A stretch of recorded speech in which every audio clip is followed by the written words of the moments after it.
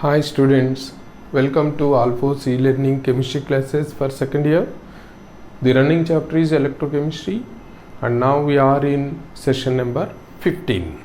Okay, in the previous session we discussed about the quantitative aspects. Quantitative means that is nothing but the amounts that can be deposited at the electrodes when the electrolysis is going on in electrolytic cell. And previous sessions up to Kohlrausch law, all these they are related to qualitative analysis. Qualitative means which ion is deposited at which electrode and how much of current is carrying when it is migrating towards the electrode. All these are related to qualitative, but it is quantitative. Quantity means amount. As our discussion in the previous session, here that quantitative aspect,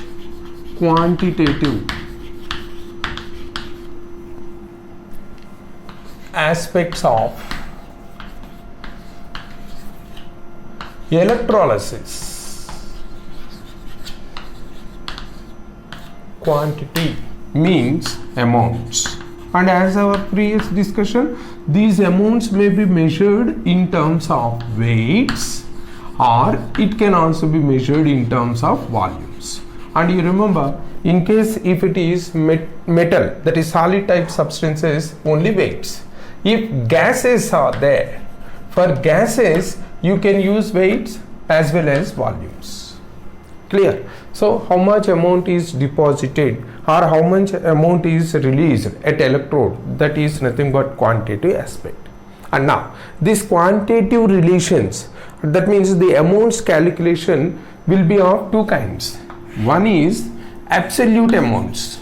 Absolute amount is nothing but the amount of any element or any substance that deposit is measured depending on the current passed through the electrolyte. And whereas the second one is relative amount.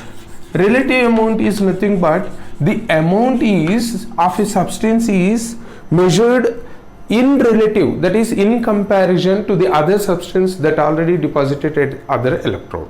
So relativity, if X is deposited this much at one electrode, Y deposits how much at the other electrode. Like that relativity is relative amount. And whereas instead of that comparison, directly if that much of amount of current is passed through the electrolyte, then how much of that substance will deposit or that gas can liberate. Such type of calculation without any comparison, simply we can say, with a comparison the amount is relative amount, without comparison the amount is absolute amount. And now this quantitative aspect has been studied with the help of Faraday's laws. Faraday's laws, these here it is Faraday's laws are of two: Faraday's first law and Faraday's second law. And these two are, one is related to one type of amount and the other one is related to other type of amount. Here Faraday's first law is related to the absolute amount. Absolute amount, that means depending on the current passed through the electrolyte, how much of the substance will deposit or release will be measured here. And Faraday's second law is related to relative amount. Relative amount can be measured with the help of Faraday's second law. So in this session we will discuss about Faraday's first law, how we can measure and what are different parameters to measure that quantity of the substance that can deposited or released at electrode, like that. And now first let us discuss about this Faraday's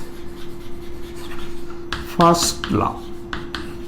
As per this law, the amount of any substance that can deposit or that can liberate at an electrode is directly proportional to the I, current in amperes, which is passed through the electrolyte.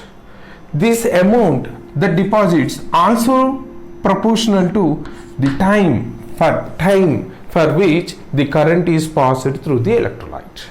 Clear? And from these two we can say that m is proportional to I and T.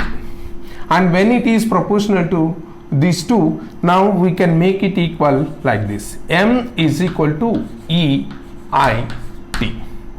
And here let me give one clarity. In some books E can also be represented with the Z. You remember this E or Z, both are same. That representation, in some books they are giving small e, in some books they are representing with Z. Okay, we are having much discussion on that in the next when we are going on. Next one is when it is I into T, current in amperes and T in time seconds, then automatically we are getting that I into T is nothing but Q, the charge or electricity. So when I into T is Q, automatically this relation we can represent as M proportional to Q, and with this one we can say M is equal to EQ.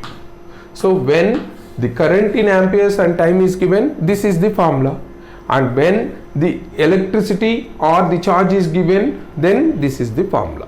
And now the question is, what is E or Z?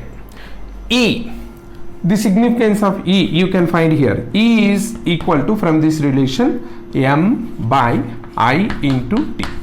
That is the amount of any substance that will be deposited at electrode when 1 ampere of the current is passed per 1 second of time through the electrolyte is E. This E is known as electrochemical equivalent. Electrochemical equivalent. Simply we can say ECE.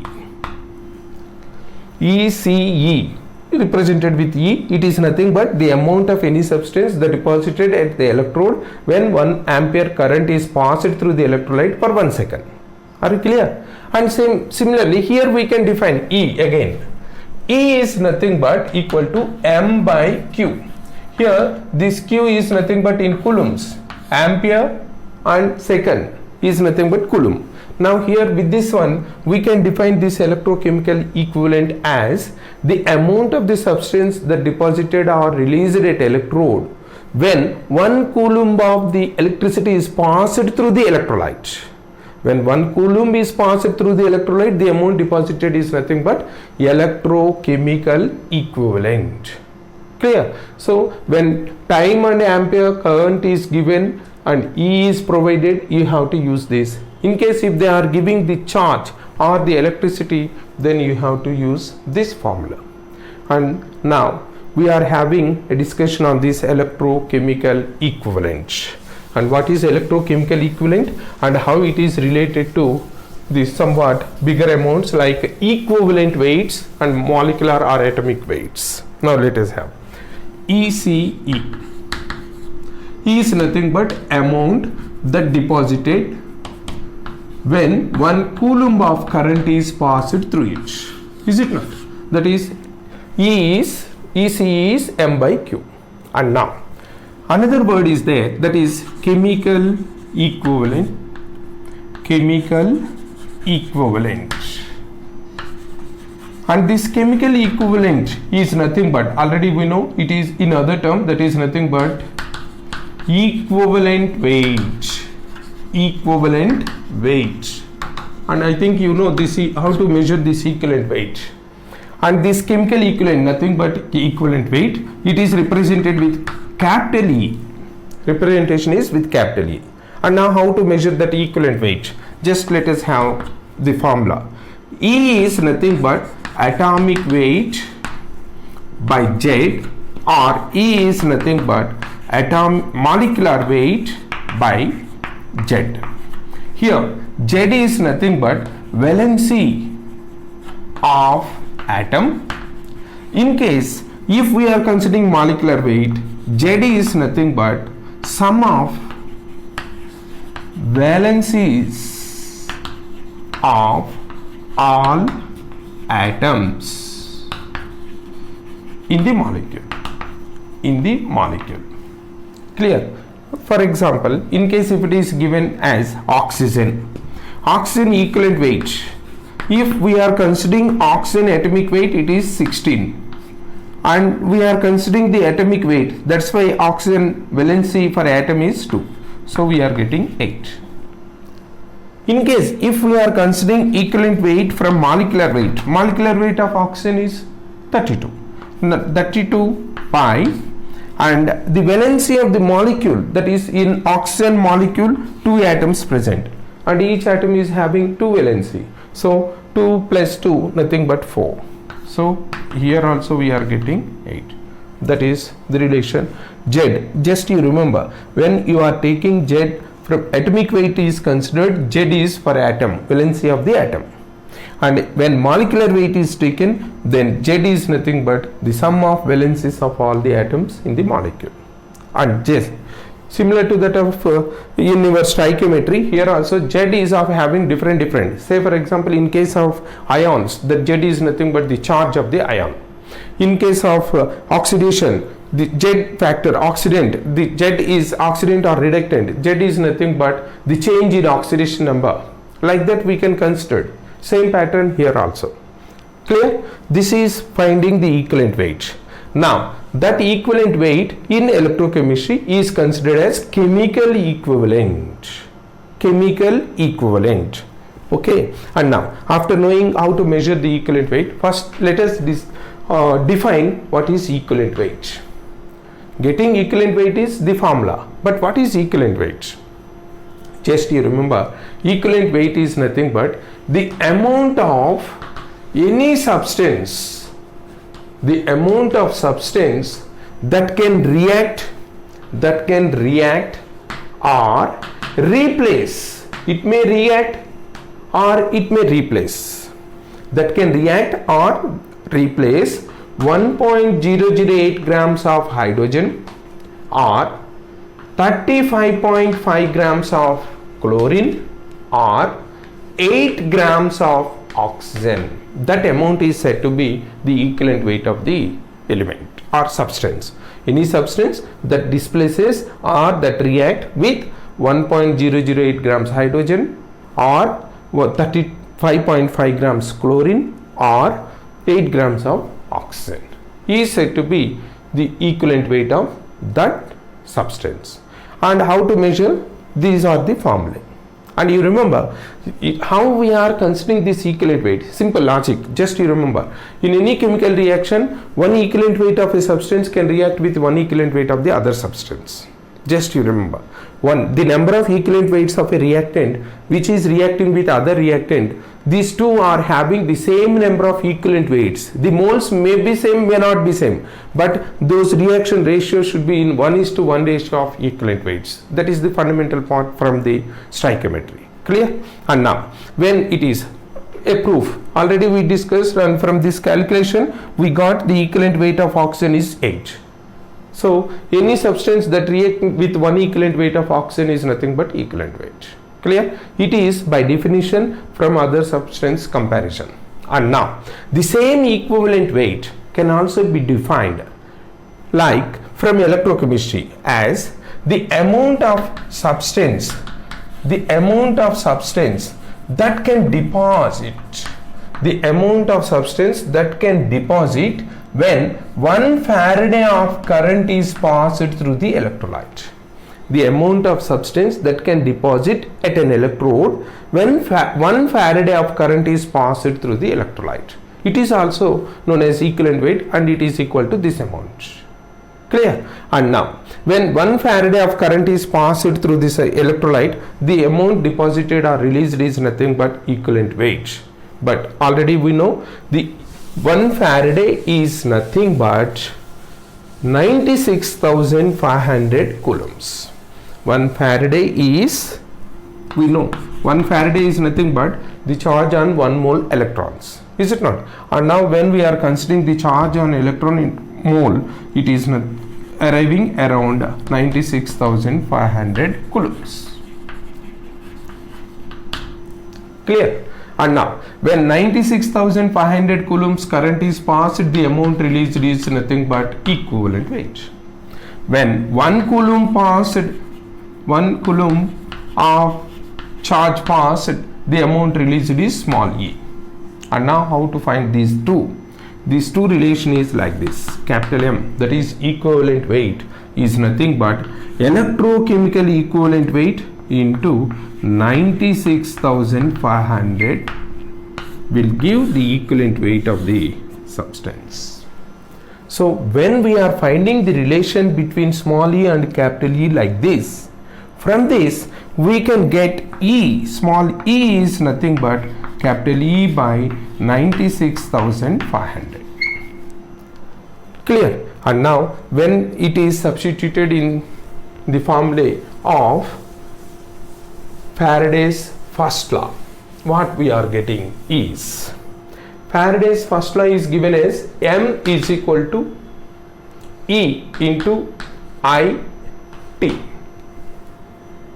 And now this E is nothing but capital E by 96,500. So M is E into I into T by 96,500 we can write. This is another formula of first law when equivalent weight is given. And similarly, M is equal to EQ, we know. And now when E is E by 96,500, we can write this also as M is equal to E into Q by 96,500. This is another form. Clear? And in case if they are giving equivalent weight, electrochemical equivalent weight, then you have to use this formula.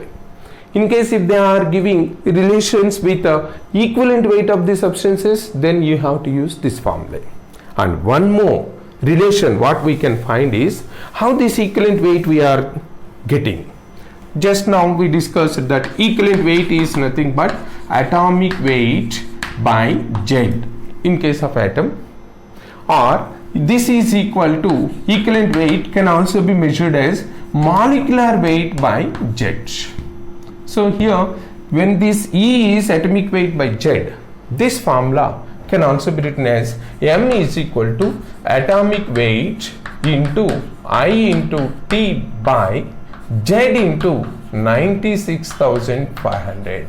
Z is nothing but this valency of the atom. And similarly we can substitute M is equal to atomic weight into Q by Z into 96,500. This is the relation. So now we are having totally three types of formulae to consider this Faraday's first law. One, when electrochemical equivalent is known, and two, when equivalent weight of the substance is given, and three, when atomic weight and valencies are known. Like this. These are related to the amounts in weights. You remember, it is in weight. And now coming to volumes. In case of volumes, how to apply this first law? Just let us consider this. The volumes are concerned only with volumes are considered only when the products are gases. Gaseous products amounts are considered in volumes at respective electrode. And first let us have a discussion on this.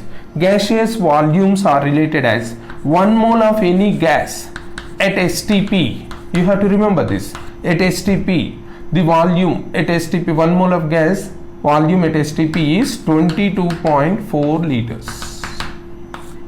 And this volume at STP is known as GMV, gram molar volume. I think you may recollect from your stoichiometry. Clear? And now, in case volumes are considered, instead of these weights, the mass, we can consider volume of gas that can release is again is equal to E into I into T. And next, the same volume of gas V is equal to E into Q. These two relations are similar to that, the mass. M is equal to E into I into T, M is equal to EQ. Similar. And now, after that, when the volumes are considered by giving equivalents, here we have to find the equivalent volumes. Equivalent volumes are nothing but the volume occupied by one equivalent weight of any gas at STP condition. The volume occupied by one equivalent weight of any gas at STP is nothing but equivalent volume. And 1 mole of any gas is having a fixed volume. It is GMV. But the gram equivalent volumes are not same for all the gases. You remember. But we can measure these equivalent volumes from GMV. Clear? The formula is simple. Again, here equivalent volume is nothing but GMV by Z. Z is nothing but valency of molecules. Sum of valencies of the molecules. Say for example, let us consider hydrogen equivalent volume. In this hydrogen equivalent volume, GMV is 22.4. It is a fixed volume. And now for hydrogen molecule, for atom 1 valency. But when molecule is having 2 atoms, 1 plus 1, 2 valency. So 11.2 is equivalent volume of hydrogen. And now let us go for chlorine. Chlorine equivalent volume is 22.4 by Z factor. Z factor for chlorine molecule. For chlorine atom, Z is 1. But for chlorine molecule, 1 plus 1. 2 atoms are present. The sum is 2. So 2. That is 11.2 liters. Clear? And now for oxygen equivalent volume. Here you can find the change. For oxygen 22.4, a fixed value for GMV by Z. Here oxygen atom is having divalency and it is oxygen molecule. When it is molecule, 2 plus 2, 4 is the valency. Like that you are getting 5.6 liters. It is equivalent volume of oxygen. Are you clear with this one? It is simple. Molecular weight by Z is nothing but equivalent weight. Similarly, gram molar volume by Z is nothing but equivalent volume. A simple logic. Clear? And now, when these volumes are considered, equivalent volumes are considered, these formulae are now, instead of masses, we can replace all of them with volumes. How? Here, let me write all these. All these three forms we are having again. They are nothing but volume V that released or liberated is equal to E into I into T. And this V is also equal to E into Q. This is the first form of Faraday's law for volume. And here this E is also electrochemical equivalent volume. The volume of gas that can be released when 1 coulomb of current is passed through the electrolyte. Clear? And now this V is also equal to equivalent volume into I into T by 96,500. Instead of equivalent weight, now we are considering equivalent volume. Similarly, here also V that released or liberated at electrodes are equal to equivalent volume into Q by 96,500. And most frequently in our numericals, these three are the important gases. That's why I am giving. In any other gas also you can find like this. The gram molar volume 22.4, it is fixed for all gases as it is 1 mole. And now coming to the third form, here it is equal to GMV, because equivalent volume is GMV by Z. That's why this is substituted here, GMV into I into T by Z into 96,500. And this GMV, unlike that of equivalent volume, it is fixed. That's why we can write this as 22.4 into I into T by Z into 96,500. You can write like this. In a similar manner, here also V is equal to GMV into Q by 96,500 into Z, or V is equal to 22.4 into Q by Z into 96,500. These are the formulae. Just similar formula. When the masses are given, weights are weights to be calculated, you consider the weights: equivalent weight, molecular weight, atomic weight, like that. When volumes, and you remember, volumes are considered not for liquids, not for solids. They are only for gases, that too at STP conditions. Clear? And we are having this formula. This is all the formulae. Here I wrote all the formulae related to first law of Faraday, and you have to use depending on the data what they are providing in the numerical problems. Clear? And depending on that, why I wrote all these is nothing but simply directly when you are reading the question, immediately you should be cautious which data is given, and of these formulae which formula we can use directly. Like that, if you think it is you can solve that question within a stipulated time. Clear? That's why. And now with all this discussion, let me give some numericals to solve. And here I will provide one or two numerical I will solve, and thereafter I will provide some numericals to solve on your own, and as usual I will provide the solutions in the next coming episodes. And here let me give this one. First one, problem 1. Here it is the data given as 0.2864 grams of copper. 0.2864 grams of copper deposited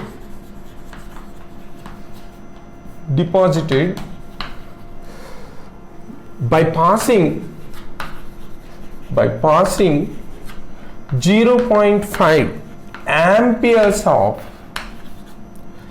current for 30 minutes through copper sulfate solution. Then find ECE of copper. This is the first numerical. They are providing the amount of copper that deposited. They are also providing the current in amperes, and for which time it is passed is also provided. So with all these they are asking to calculate ECE, electrochemical equivalent. For this purpose, what we have to use here, M is given 0.2864 grams, and then I is given 0.5 amperes, and T is given, but it is in minutes. Just you remember, just convert into seconds. 30 minutes into 60 seconds. Now they are asking for E. I think now you can connect. M is equal to E into I into T. So from this relation we can calculate E as E is equal to M by I into T. That is nothing but 0.2864 by 0.5 into 30 into 60. Clear? Whatever you are getting is the answer for this question. Clear? That is problem 1. And next, problem 2. Here they ask to find the time required for complete decomposition of 1 mole of water using a current of 2 amperes. Amount is 1 mole water to decompose, and I is given, I is 2 amperes. They are asking for T, how much time it will take. For this purpose, we should recollect that electrolysis of water. If you recollect, for electrolysis of water, 1 mole of water requires 2 moles of electron for complete decomposition into component elements like this. So when 1 mole requires 2 moles of electrons, this 2 moles of electrons is nothing but 2 Faradays, and we know 2 Faradays is nothing but 2 into 96,500 coulombs. Is it not? So 1 mole of water require 2 into 96,500 coulombs of current or electricity. And now that is nothing but Q. This is the Q, what required for that. And now when Q is equal to 2 into 96,500 coulombs, which is equal to I into T. We know that Q is nothing but I into T, but I is given as 2 amperes. So now the time is nothing but T is equal to Q by I, that is 2 into 96,500 by 2. It is 96,500 seconds time required. And in case if they are asking for minutes, convert it into minutes by dividing with 60. And again if they are asking for hours, again divided with 60, you will get the hours. That is, this is the second model problem. And now onwards I will provide some more questions to you and try to solve the questions from this first law of Faraday. Clear? And now you write third problem. Find the amount of ferrous and ferric ions. Amounts of ferrous and ferric ions separately that would be deposited, ferrous and ferric ions that would be deposited when 2 Faradays electricity is passed through their